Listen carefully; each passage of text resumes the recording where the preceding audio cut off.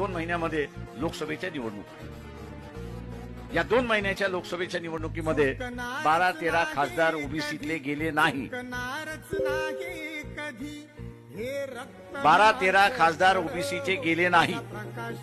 त्या पार्लमेंटमध्ये, त्या लोकसभेमध्ये तर आरक्षण टिकवणं कठीण राहील. मग भुजबळांसारखे कितीही माणसं लढायला राहिले तरी त्याचा असणारा ठेंगा दाखवल्याला मिळेल हे आपण असणारा लक्षात. कारण का सत्तेच्या केंद्रामध्ये तुम्ही नाही.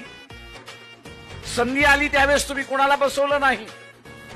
ओबीसीच्या बाजूने, ओबीसीच्या उमेदवाराच्या बाजूने तुम्ही उभा राहिला नाही. तर संदेश काय देताय की आम्हाला असणारं आरक्षण नको.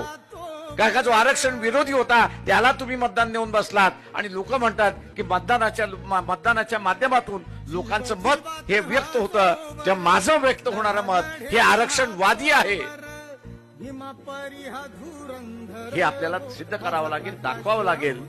आणि म्हणून टी.पी. मुंडे यांनी असणारी जी भूमिका घेतली आणि आपल्या पुढे जी असताना मांडली या ठिकाणी की माझं ह्या पुढचं मत कोणाला, माझं या पुढचं मत कोणाला, माझं या पुढचं मत आरक्षणवाद्याला, माझं या पुढचं मत आरक्षणवाद्याला, दुसरं कोणालाच नाही.